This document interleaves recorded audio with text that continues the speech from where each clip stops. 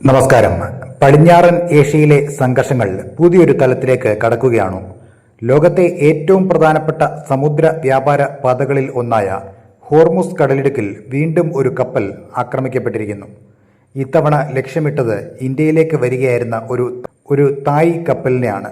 സംഭവത്തിന്റെ ഗൗരവം കണക്കിലെടുത്ത് ഇന്ത്യൻ വിദേശകാര്യ മന്ത്രാലയം ഇപ്പോൾ ശക്തമായ ഭാഷയിൽ ഒരു പ്രസ്താവന പുറത്തിറക്കിയിരിക്കുകയാണ്. അതായത്, ഇന്ന് ഹോർമുസ് കടലിടുക്കിൽ വെച്ചാണ് മയൂരി നാരി എന്ന തായ് കപ്പലിന് നേരെ ആക്രമണം ഉണ്ടായത്. ഗുജറാത്തിലെ കണ്ട്ല തുറമുഖത്തേക്ക് ചരക്കുമായി വരികയായിരുന്നു ഈ കപ്പൽ. പടിഞ്ഞാറൻ ഏഷ്യയിൽ നിലനിൽക്കുന്ന സംഘർഷങ്ങൾക്കിടയിൽ ചരക്ക് കപ്പലുകൾക്ക് നേരെയുള്ള ഇത്തരം ആക്രമണങ്ങൾ ആഗോള വ്യാപാരത്തെ തന്നെ പ്രതിസന്ധിയിലാക്കുകയാണ്.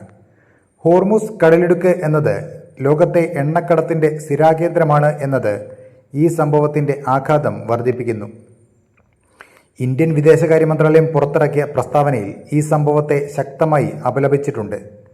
കേവലം ഒരു ആക്രമണം എന്നതിലുപരി വാണിജ്യ കപ്പലുകളെ സൈനിക ലക്ഷ്യങ്ങളാക്കി മാറ്റുന്ന പ്രവണതയെ ഇന്ത്യ തള്ളിക്കളയുന്നു.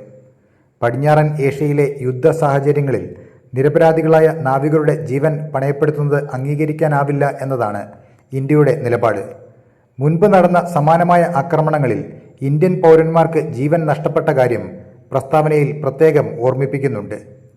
ഈ ആക്രമണങ്ങളുടെ തീവ്രതയും വ്യാപ്തിയും ഓരോ ദിവസവും കഴിയുന്തോറും വർദ്ധിച്ചു വരികയാണ്. ഇത് കേവലം രണ്ട് രാജ്യങ്ങൾ തമ്മിലുള്ള പ്രശ്നമല്ല, മറിച്ച് അന്താരാഷ്ട്ര സമുദ്ര സുരക്ഷയെയും നാവിക സ്വാതന്ത്ര്യത്തെയും നേരിട്ട് ബാധിക്കുന്ന കാര്യമാണ്. കടലിലൂടെയുള്ള ചരക്ക് നീക്കം തടസ്സപ്പെടുന്നത് ലോകമെമ്പാടും വിലക്കയറ്റത്തിനും സാമ്പത്തിക അസ്ഥിരതയ്ക്കും കാരണമാകും. അതുകൊണ്ട് തന്നെ സിവിലിയൻ ക്രൂ അംഗങ്ങളുടെ സുരക്ഷ ഉറപ്പാക്കണമെന്നും അന്താരാഷ്ട്ര നിയമങ്ങൾ പാലിക്കണമെന്നും ഇന്ത്യ ലോകരാജ്യങ്ങളോട് ആവർത്തിച്ച് ആവശ്യപ്പെടുന്നു. ഹോർമുസ് കടലിടുക്കിലെ ഈ പുതിയ നീക്കങ്ങൾ ഇന്ത്യയുടെ സുരക്ഷാ താൽപ്പര്യങ്ങളെയും നേരിട്ട് ബാധിക്കുന്നവയാണ്.